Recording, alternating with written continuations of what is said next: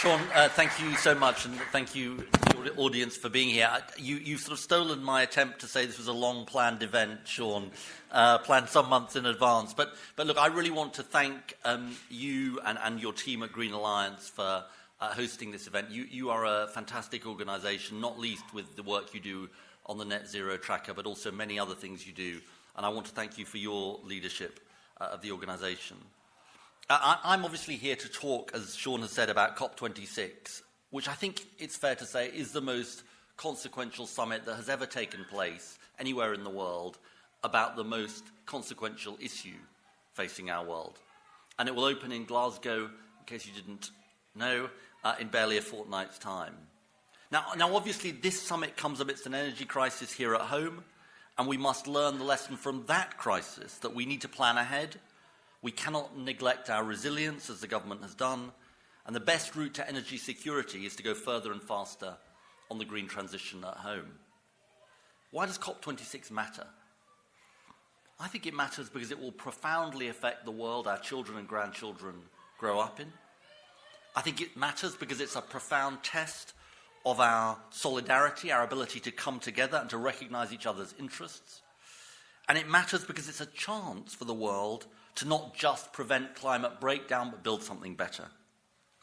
But here is the thing that has troubled me for some time, well beyond the last week. For such an important event, there is very little public clarity about what COP26 is actually seeking to achieve and how we should judge its success and what we should do afterwards.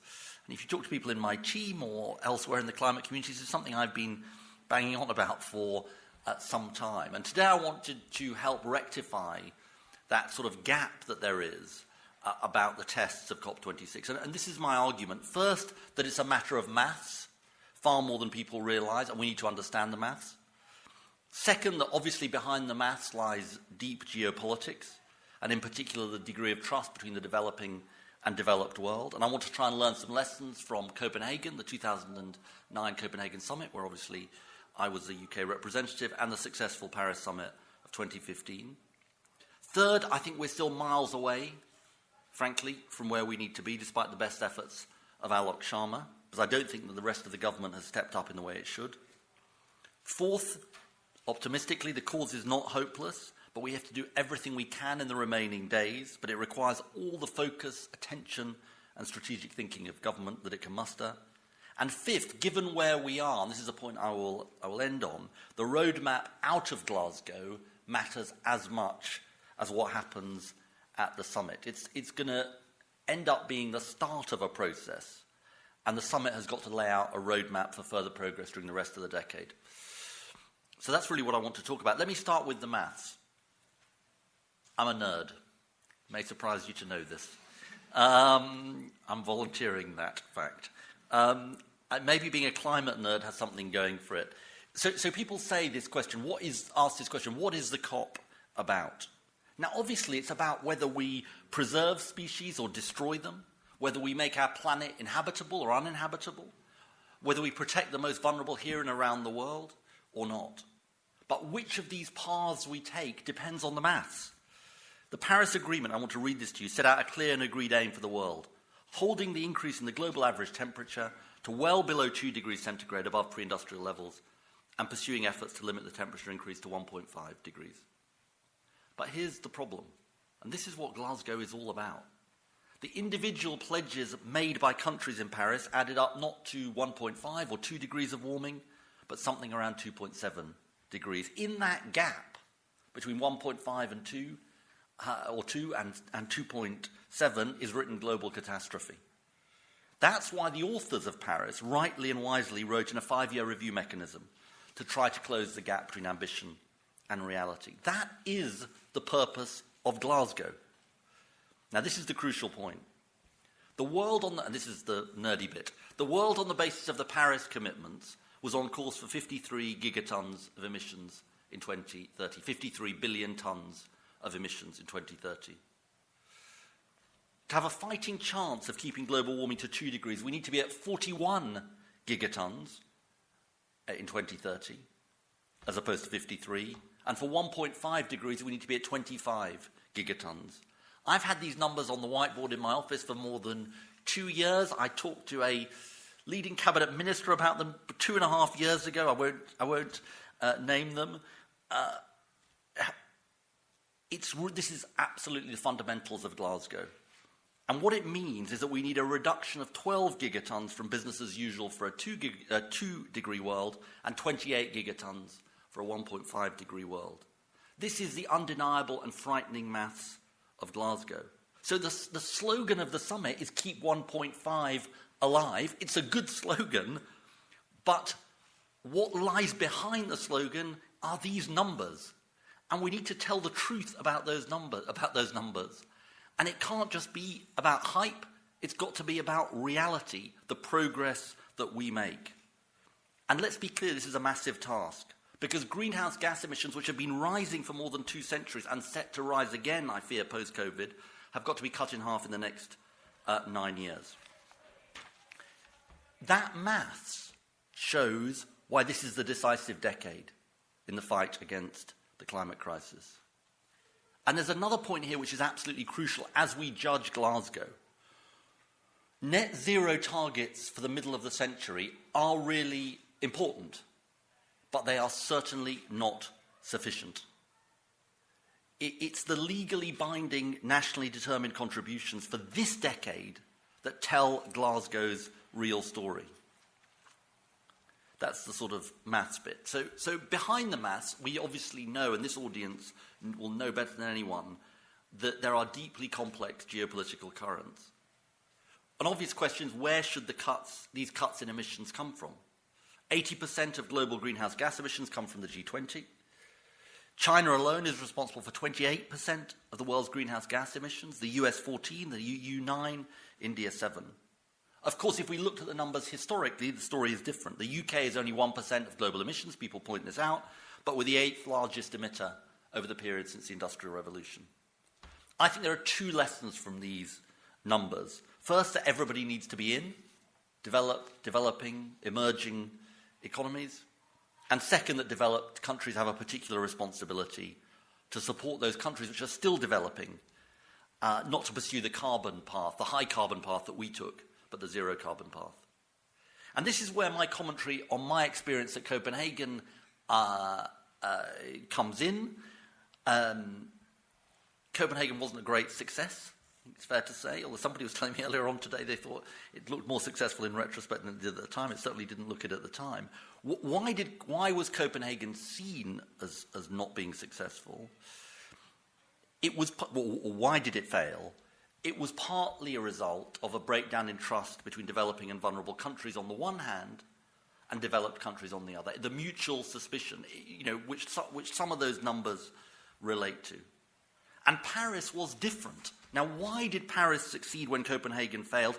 Because the French presidency, alongside a number of other countries, including the UK, understood to build what was known as, and what is known as, a high ambition coalition. What is a high ambition coalition? It's vulnerable countries on the one hand and developed countries on the other committed to the climate cause, and that axis pressured all countries to support an agreement. That coalition is absolutely key, in my view, to unlock success in Glasgow. Because only then can you put the big emitters and the low ambition countries that want to get away with not really doing very much under real pressure. And I do think that's something, by the way, that we've got on our side, which is no one wants to be the villain of the piece. That is, in a sense, one of the biggest and most important forcing mechanisms we have. So where are we? And it's really important to be fair-minded about this. In some respects, the last few years have been marked by real progress. Since Paris, the economics has definitely moved on. With the price of renewables across the globe going below fossil fuels they must replace and pulling global markets in the direction of clean technology. The politics has moved on, certainly compared to a decade ago and Copenhagen. There is much more of a will to tackle this issue than there was a decade ago. And the science has moved on, and this is very double-edged, most notably in the IPCC's landmark 2018 report about the difference between 1.5 degrees of warming and 2 degrees. Unfortunately, though, and I do say this with regret, we're still a long way off where we need to be in the maths and the coalition building. And as I said, we've got to tell the truth about this. now and throughout the next few weeks in particular. The best estimates are that while we need reductions of 12 gigatons by 2030 for a 2-degree world and 28 for a 1.5-degree world, we currently stand at about 4 gigatons of emissions reductions on the basis of the pledges made for Glasgow. 4, not 28. That is not to diminish the important steps forward by the US, the EU, the UK and others in their targets, all the work being done, the excellent work in the private sector and civil society. But I just mention this, the Climate Action Tracker, which is at least for this particular nerd, the website of choice for following progress in relation to Glasgow. They recently came out with a report concluding no country apart from the Gambia is 1.5 degree compliant in both targets and delivery. That means not one of the G20 countries is doing enough. And as serious in my view, the High Ambition Coalition has not been built. Let's be clear about this, and this is so important that we hear these voices in the next few weeks in particular. Developing countries are facing an appalling triple crisis of COVID, debt, and climate breakdown. Yet where are we? The $100 billion, which I was part of, promised at Copenhagen, of climate finance, still not delivered. Hopefully it will be delivered. The issue of loss and damage, which I think is very, very important for these negotiations, from climate catastrophe. In other words, the way that developing countries in particular will be hit by loss and damage from the climate crisis, has still not properly been addressed. And most appallingly of all, and I must say in some of the discussions I've had with people inside government, I think there is a surprising unwillingness to understand this. The vaccine situation, the vaccine nationalism we have seen, which has just left 2% of the population of developing countries vaccinated, is a deep problem. I think it is an appalling act of moral shame, but it is also an appalling act of self-harm on behalf of the developed world, because the risk of deadly variants coming from the virus spreading through the developing world is something we should rightly fear. And yet we are making it all the more likely in our actions. And I just make this point. The COP requires unanimity. People don't understand. I sometimes say the COP is 196-dimensional chess. It needs all countries to agree the outcome. We're asking the world's poorest countries to focus on the climate crisis, reach a global agreement, when we are leaving them on their own to face the ravages of COVID. So they are some of the reasons why the High Ambition Coalition hasn't been built. And why vulnerable countries are saying to the developed world, why are you not delivering for us? Now, it wouldn't be fair to attribute all of the failings we see to the UK government. Of course it wouldn't. There are many global factors here. They can't be held responsible for all the failings of the developed world, nor the US-China relationship, which is unfortunately worse than it was at the time of Paris. I believe that the president of the COP, Alok Sharma, I call him No Drama Sharma, deserves real credit for his seriousness, his integrity, and his commitment. But the problem is that having volunteered for the sacred responsibility of the COP presidency, without, I think, properly understanding what it meant, the rest of government have been at best bystanders and at worst contributors to global inaction. And above all, they've undermined our moral standing with a series of actions cutting against climate integrity. Trust between developing and developed countries, as I've said, is the key to success. We are trying to persuade other developed countries to step up on climate finance, but the UK took the disastrous decision to cut the aid budget, the only G7 country to do so. Alok was out on Sunday saying, Australia really has to step up. He's completely right about that, but we are doing a trade deal with Australia, allowing them to delete their Paris temperature commitments from the text. We've said we want to power past coal. At the same time, the government is still not sure whether it wants a new coal mine in Cumbria. We know moving past fossil fuels is an essential part of keeping global warming to 1.5 degrees, but the UK government, aided and abetted, I'm afraid, by the Scottish government, has chosen this moment to back the Cambo oil field. And when the UNEP emissions gap report, another nerd's Bible, tells us that a global green recovery could close a quarter of the emissions gap on its own, this government brought forward just a fraction of the new green spending required for the next decade. Now, these things matter not just because I'm a Labour politician criticising the government holding them to account, but because they give us an indication of how the government needs to act in the coming weeks. And these are constructive suggestions about where the government should be focusing its efforts, and that's what I want to talk about now. The starting point is this, and maybe this is underappreciated in the debate. There is an equivocation in Paris about whether our aim is 1.5 degrees of warming or 2 degrees. And I think that is now out of date, because the IPCC report came after Paris, obviously. Global warming must be limited to 1.5 degrees. And I do think the G20 meeting, which just happens just before Glasgow, has a real role to set the standard here, with an explicit commitment to 1.5 degrees. And that should be endorsed by all parties at Glasgow too. Then, to keep 1.5 alive, we're setting out today 5 asks of government. First, there is no route to success without reassembling the high ambition coalition. So we need to deliver and exceed the $100 billion of finance promised at Copenhagen. I say exceed because it's late. It was due to be delivered in 2020. I think we should try and exceed the $100 billion so that there is this $500 billion delivered over 5 years, which is in a sense certainly implicit in the original promise, with a 50-50 split between mitigation and adaptation. We need to recognise the need for additional funding in the future for loss and damage, since it is developing countries who will be hit hardest by climate breakdown. And crucially, we need to deliver on the promise, and Boris Johnson may surprise you to hear me say this, he made a wise promise at the G7 summit, which is to vaccinate the world by the end of 2022. He's right, but it needs to be delivered. And we've got to drive these things forward before we get to Glasgow. And I make this point too. If the government was really serious about changing the atmosphere and improving the atmosphere for Glasgow, as we so obviously need to, they could and should in the budget reinstate our overseas aid commitment to 0.7% of GDP. I was recently on a panel with David Cameron, the first time we'd been on a panel for a number of years, 6 years to be precise. And, I said at that event, which was a Climate Vulnerable Forum event, to give him his credit, he put 0.7, he kept the commitment to 0.7. Second, we need to demand that every big emitter delivers on 1.5 degree compliant targets. We should not, at one and the same time, be celebrating a trade deal with Australia, which still has no commitment to net zero and hasn't updated its 2030 target from Paris, while they are failing to deliver. And it's time to say to every country, loud and clear, that we will not turn a blind eye to failure.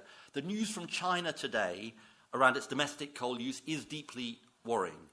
Their announcement at UNGA, the UN General Assembly, they would stop financing overseas coal investment was welcome, but we need to see this matched by action at home.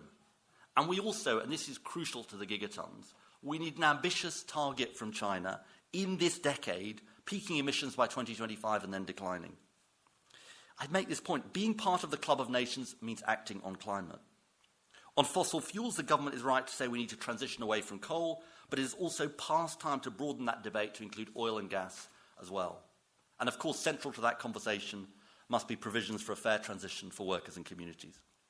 Third, and this is a real opportunity, I think, we need to mobilise every major business and financial centre behind Paris compliance. And I make this point about London. We are one of the world's financial centres. The UK may be 1% of global emissions, but according to Carbon Tracker, the investments of companies and financial institutions based in the City of London account for approximately 15% of global emissions. So think what effect we can have. Many of our leading financial institutions and businesses have been ahead of government, pushing the debate forward in very welcome ways. I praise them for their actions, their forward-thinking approach, but we need all to meet the standards of the best. The biggest single decision we can make as a country is to mobilise our world-leading global financial centre behind climate action equal to the scale of the emergency.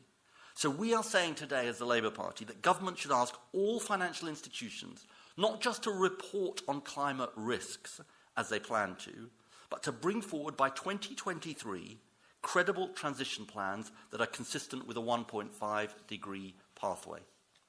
This would make a profound difference in the flow of finance out of fossil fuels and into green energy. And we should ask all our FTSE 100 companies to do the same and have their own climate transition plans consistent with 1.5 degrees by 2023. And then we should be asking in Glasgow that all major economies follow suit. This would match billions of investment from government in climate action with trillions in private sector finance. And it would be a game changer in the fight against climate breakdown. It would set a global standard and make the UK the green finance capital of the world. And it would also offer huge opportunities for our companies and investors and ensure that we manage the transition properly in this decisive decade. Fourth, nature is essential both to quality of life, our responsibility to future generations, and cutting emissions. And for too long, we have separated the climate agenda from the nature agenda. As we take action to prevent climate breakdown, we can and must build a better world. Protecting nature and biodiversity is absolutely essential to this. And I make this point as a constituency MP, if we really want to engage individuals and communities in the fight against the climate crisis, this agenda must be absolutely central. That's why we should be protecting nature by ending deforestation and ensuring that all climate mitigation and adaptation is nature positive. And we as Labour have said we would have a net zero and nature test for every policy. Finally, the fifth ask, or fifth pledge if you like. The power of example really matters. What we do at home is crucial to these negotiations. I remember a conversation I had with my Chinese counterpart, Xie Zhenhua, at Copenhagen, where he remarked on the UK's domestic record, in particular the recently passed Climate Change Act. And he said it gave us standing in the negotiations. He was making an adverse comparison to some other countries, but I won't mention them. Why is the UK not rated as Paris compliant by Climate Action Tracker? Because we're not delivering on our targets. We've been sending a signal that setting targets is the important part, delivery is secondary, and other countries are following suit. The next fortnight presents the ideal opportunity to change this. We're going to see lots of strategies and plans from government. My key test for them is whether what they propose is backed with the scale of investment required to make this green transition fair, prosperous, and successful for the UK. And let me give you some examples. Transforming our homes can't be done without significant government support. I was on a panel with Andrea Leadsom the other day, and we don't agree on everything, but she was saying it is a no-brainer to be having a home retrofit and insulation program, and I completely agree with her about that. Supporting our industries to transition can't be done without public investment alongside private investment. Winning the race for new industries can't be done without leadership and investment from government either. Now, Labour Shadow Chancellor Rachel Reeves, who is, I believe, a Green Chancellor in waiting, has set out what needs to be done with great imagination and boldness. A long-term climate commitment to invest alongside the private sector, 28 billion extra each and every year between now and the end of the decade. I think that this explains the chasm between the government intentions and delivery. It's the failure to invest. It's the role of the Treasury. And here's something very important about this debate. Not investing is the reckless, irresponsible choice. And the Office of Budget Responsibility has made this clear. They produced this really brilliant report in July saying delivering our climate targets a decade late doubles the cost because you lock in high carbon choices.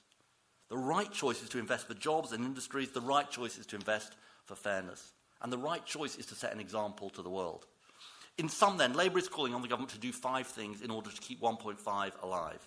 Support the most vulnerable, pressure the big emitters, mobilise major businesses and financial institutions behind climate action, protect nature, and lead by example at home.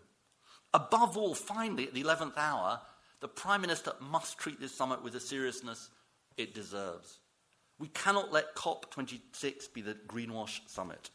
It's time for the Prime Minister to get off the sun lounger, put away the easel, be a statesman, and make Glasgow the success we need it to be. This summit must succeed, and it still can, but we need a step change in action from our government and governments across the world. Finally, let me turn to the roadmap out of Glasgow. Particularly in the light of where we are, we need to start addressing what happens afterwards, not to take off the pressure, but to make sure that the fallout from the Copenhagen COP that blighted the last decade does not happen again. Currently, the world is not due to return to negotiations around the NDCs until 2025, and I think only then to set targets for 2035 or 2040. That simply will not do. It would be business as usual in the face of impending catastrophe. The Vulnerable Countries Forum, and I talked about the event I did with them, has said that we must have ambition raising every year in this decade, and I think they're right about this. Every year matters. That's why Glasgow mustn't be the end of the story of this decade, but the beginning. And that also is an essential part of what the UK needs to deliver as hosts, that we return to these issues year on year with pressure applied to countries not stepping up. Let me just say this finally in conclusion. Some people will wonder, and people ask me this, what is the point of these summits? They say, what's the point of people flying into these summits? Here's the truth as I see it about these summits. They're a forcing mechanism to put world leaders on the spot, dare I say, to embarrass world leaders, to say, this is the moment when you've got to step up. Now, that holding to account, that's our collective task, the task of civil society, to be truth-tellers about the maths, about what is and isn't being achieved, to support progress, to call out governments where they fall short, to praise governments that move forward. But whatever outcome we get at Glasgow, we need to up the pace of change. And I really believe this. It is civil society that will make the difference, holding governments around the world to the pledges they make and pushing them to make better ones. We're about to begin the most important few weeks of this nation's history in the fight against the climate crisis. I do not believe that's an overstatement. We aren't where we need to be, but we shouldn't give up hope. Every gigaton we stop going into the atmosphere will amount to lives saved, species preserved, and a better world for our children and their children. What's more, and this is such an important point, what's more, if we truly rise to the climate challenge, there is a vision not just of avoiding disaster, but a vision of a better world at the end of it. Good jobs at decent wages, cleaner air, lifting people out of poverty here and around the world. There is a nightmare we must avoid, but also a dream we must build. And I think that is the absolutely central cause that we have got to all fight for with everything we have in the coming weeks. Really pleased to have with us Kate Hampton, who's had a distinguished career, not least of which was running Green Alliance's Green Globe network, but is now Chief Executive of CIF, the Children's Investment Fund Foundation, and also a friend of COP26. And Tessa Khan, climate change and human rights lawyer, founder-director of Uplift, which supports the movement for a just and fossil fuel-free future in the UK. How do you say that, Tessa? I mean, it's like not like that, Shaun. Putting a tongue twister on your website. Anyway, I hope you got that. Kate, you start. You just sort of give an immediate response to Ed's Well, I think he hit a lot of really important points. I think it is really important that we tell the public the truth about how big the gap is in terms of commitments, delivery on the ground. I think it is also true that this COP is happening in a really fragile international context for many reasons that Ed outlined. Kristalina Georgieva, the head of the IMF, talks of a great divergence between developing and richer economies, just in terms of the amount of money that rich economies have been able to mobilize, vaccine inequity, and so on. We're a children's foundation. A lot of the indicators that we look at are going backwards. Malnutrition is going up, child marriage is going up, educational outcomes are going down. It is a very stark reality. Debt is increasing. And African finance ministers recently said that 10% of their GDP is already lost for climate impacts. So we do have a really difficult context. I think also the issues around credibility are really important. The government has some key tests coming up in terms of the net zero strategy and the Treasury's review. We do have to close this gap between commitment and delivery, and I'll talk about that potentially a bit later if we talk about what the COP presidency should do longer term. But I think it's really important that we understand the international context. I think we're in a very different place from Copenhagen or indeed Paris in terms of US-China dynamics and other things. And so a huge amount of shuttle diplomacy is needed in the last few weeks. The G20 will be crucial, but let's be clear, the ambition comes from the vulnerable countries and from civil society, and they need to be fully engaged in a fair outcome. So we will know what needs to be done on the final day, but I think there's still room for more commitments. I think there's still room for some magic at COP, but there will be a hell of a lot of work to do on the day immediately afterwards.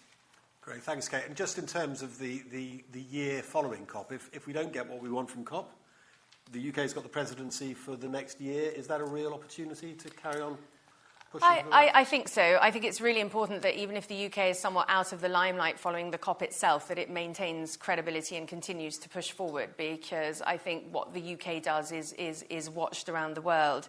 I think there would be two areas I'd focus on as the COP presidency. One is integrity, and the other one is delivery. In terms of integrity, it's really about making short-term action match long-term ambition, and that has to be for non-state actors, corporates, finance, cities, regions, as much as it is for national government. We have a lot of long-term plans, not enough short-term delivery, and that needs to be regulated. People need to be held accountable. There need to be consequences for failure. When I talk about delivery more broadly, I think it's really important to look at the specific circumstances of a number of key countries. Why have many G20 countries not come forward? You take South Africa as an example. Eskom, their coal-based utility, is in a financial crisis. There are thousands of workers who are dependent on coal mining for their incomes. This is not a simple problem to solve. We have to get really focused not just on delivering the big numbers, but making sure that that finance flows to the communities that need it in the transition, and that we are actually accelerating coal phase out. So we need to get really specific, really transaction-based in terms of delivery post-COP.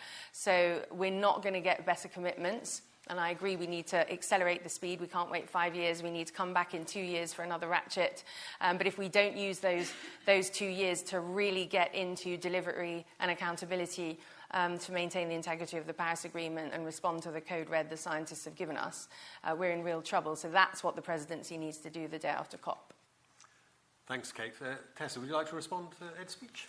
Yeah, certainly. I mean, I guess I'd like to thank Ed, first of all, for setting out, I think, the kind of vision and ambition and commitment to global solidarity that's so desperately needed. So we definitely welcome the demands that you set out and want to express gratitude for your ambition and regret that you're not in government. But I think I'm going to focus for now on just one observation and to highlight one gap. The first, I guess, is a general observation, and I think that this is something that's been acknowledged, that while COPs are certainly important for exerting pressure on governments to increase their ambition and meet existing commitments, they're ultimately 2-week summits that overwhelmingly end in non-binding outcomes.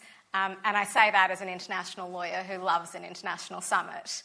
Whether or not governments actually take the action needed to stay within 1.5 degrees of warming is down to what happens when they're back at home, grappling with the domestic political economy of each individual climate policy and their ability to face down the incumbents who benefit from delaying action on climate change.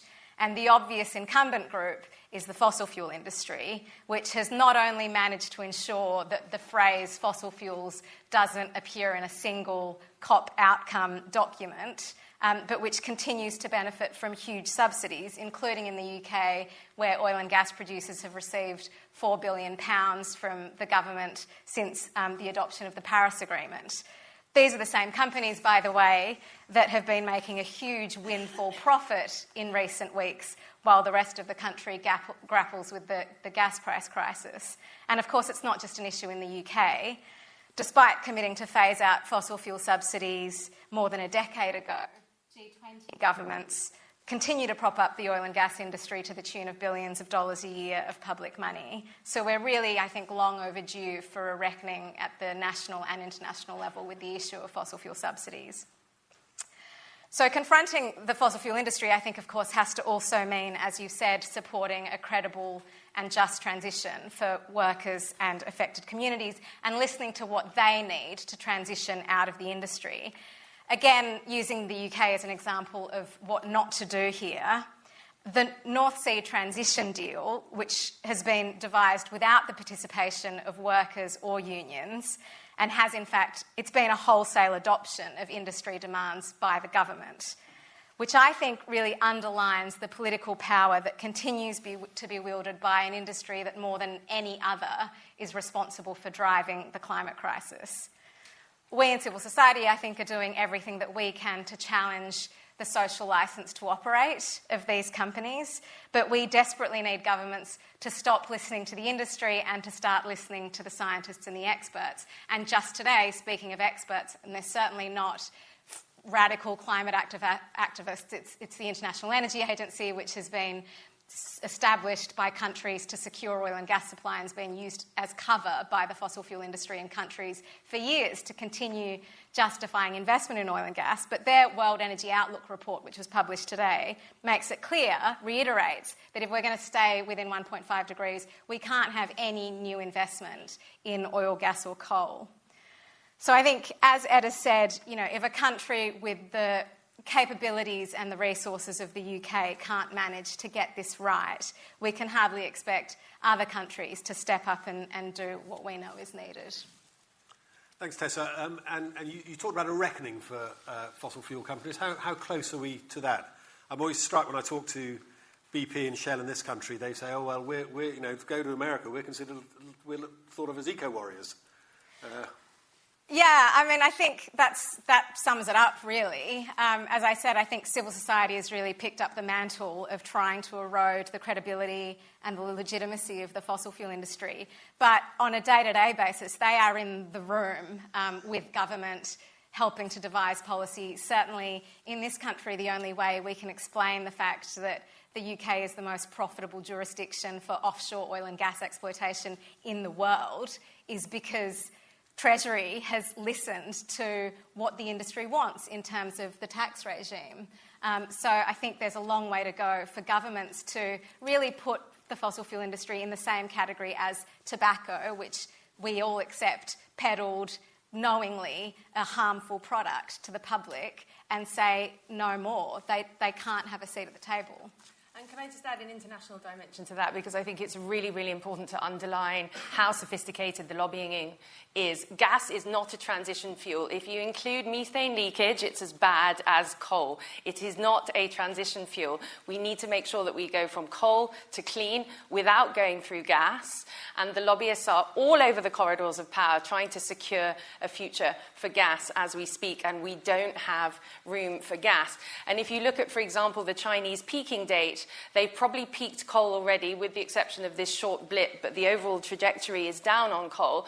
The difference between peaking in 2030 or 2025 is uncertainty over use of oil and gas, because a carbon peak is not just coal, it's obviously oil and gas. And so for a lot of countries, that lack of certainty around the transition, the lack of availability of near-term financing to make that leap from coal to clean is the rate-limiting step in terms of 1.5. We have to face down the fossil fuel lobby. They are the reason we are behind. They are the reason the US has been the rate limiter for decades. We have to point the finger at the bad guys in this COP. Agree with that, Ed? Look, I definitely agree about the fossil fuel issue, and that's why, as one of our asks, we say the government is right to be saying we've got to power past coal, but they are, as Tessa has said, completely silent on the question of fossil fuels. And I don't see how you can have a coherent debate about, the sectoral transition, if you like, without fossil fuels being more widely being on the agenda. First point. Second point. I think the IEA report, the net zero IEA report is, the IEA is not seen as as you say, as a sort of radical far left organisation. They've been criticised for being maybe too slow on some of these issues. I think it's a very, very striking set of findings in the IEA report. For our part, domestically, Keir Starmer came out very strongly in August against the Cambo oil field, which I think was a very correct and courageous decision, because I think it's completely right that I don't see how you can have, I think it's the equivalent of 18 coal-fired power stations for a year. I don't see how you can do that and then say you're consistent with a proper net zero 1.5 approach. What I've said about the FTSE 100 is a start. It demands transition plans from all fossil fuel companies among that group. But I completely take the point. And Keir said you need a hard-edged end date for new exploration. And I think we should be working on that domestically and working on that internationally. I don't see how this can be left out of the account. Just to bring it back to the domestic, Tessa mentioned the Treasury. I just want, and you talk about the Treasury as well. I wonder, is the problem institutionally with the Treasury, you used to work there, or is the problem we've got in terms of UK delivery with the Chancellor? Both, I think. I mean, I think it's a sort of combination.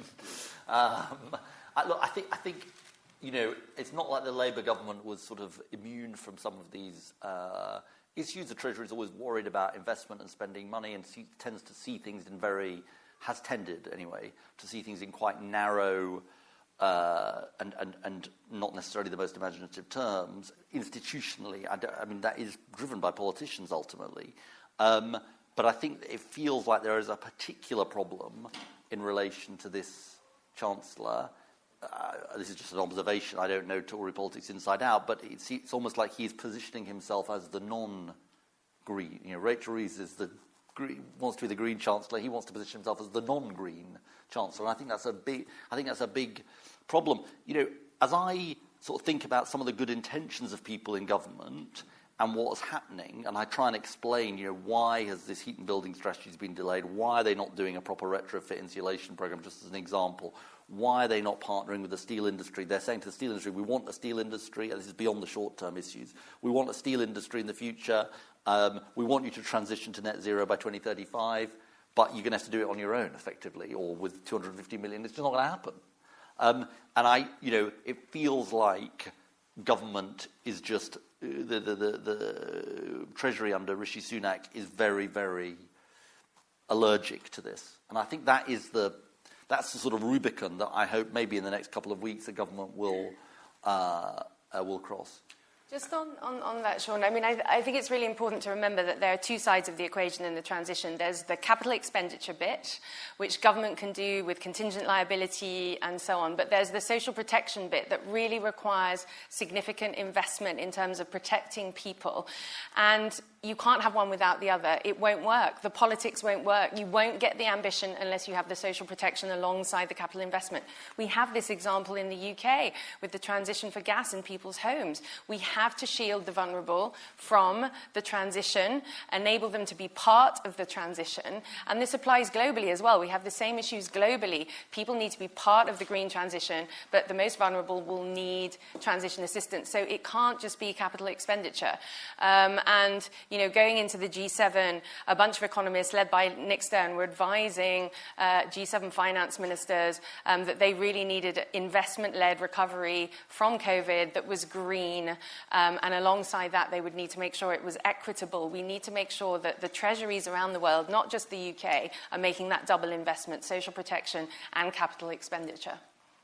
And just on the just transition, Tessa, your organisation is very keen on the just transition. Do you understand why some of the unions who've got good unionised jobs in oil and gas are reluctant to see the renewable sector, which has a poor record of unionisation, as the alternative? Is there a job for us as Greens to do to kind of improve labour rights in the renewable industry? Yeah, and I mean, there's a job for government to do both. If we're talking about, you know, the offshore wind industry, the Scottish government and the UK government, to make sure that, you know, we're investing in good jobs that stay in the UK, that the supply chains are here, you know, that the growth that's happening is all local, so that there are jobs for people to transition into. So there's clearly, and you're right. I mean, it's really hard actually to just talk in the abstract to unions about good green jobs, because certainly in Scotland they just haven't materialised. And in fact, they've been diminishing if you look at the sort of rate of job creation in recent years. So we have to get serious about the investment that's required to support that industry, which is clearly the industry of the future. I think you're really right, Shaun, about this. I mean, I think there's sort of at least two sets of issues, maybe three. One is, are the jobs there? So if we're saying to people in oil and gas, we've got to transition, and, you know, your skills can be used in offshore wind, for example. Well, are the jobs going to be there in offshore wind? Is a very, very fair question that people are asking, and the Scottish example is very problematic. Bifab is an example people might know. Secondly, when the jobs are there, are they, you know, the fossil fuel sector is a more unionised sector than the rest of our economy, and, you know, there's a whole set of things that we need to understand about this, and you know, we do have examples of companies that are multinationals that are unionised elsewhere for their in the green energy, but not unionised in the UK. And I think it is an invitation rather than a sort of an invitation. I think you know, the environmental sector being, and I know you take this very seriously, being part of this argument, I think is incredibly important, because I think otherwise that, I think if there's something that we have underestimated, and Kate made this point very eloquently just now, in this whole process, it's the fairness, just transition, fairness for consumers, fairness for workers dimension. That, if there's something, the two things that worry me most are we going quickly enough with the science, and are we going to take people with us on these fairness dimensions? One last question to you, Ed, just before I come to the audience, is we've talked about the Treasury. What obviously we want is for every government department to think of itself as a net zero environmental department. Really pleased you mentioned the Australia trade deal, which sort of beggars belief. But what would it take, not only for every government department, but for every opposition spokesperson to see this as their role? So it really struck at the Labour Party conference, shadow transport spokesperson saying we need to carry on opening regional airports because that's consumer demand. Is this a matter of kind of party messaging, or is it a matter of civil society being so strong in its messages that sort of thing becomes unacceptable? Well, look, I would say that on our side, I'm not saying we always get it right, but I think on our side there is a real appreciation. You saw this from Rachel, you saw this from Keir in particular, that this is not just a BEIS issue, that this is a cross-government issue. And I know from my colleagues who I meet with regularly about this, there is a real seriousness about this. But obviously it's always work in progress in terms of making it sort of part of everything we do. I mean, this is central to our economic agenda, and I think I really feel we made a leap forward at the conference, because I think it is now a central tenet of Rachel's agenda and our economic agenda, and I think that's very important.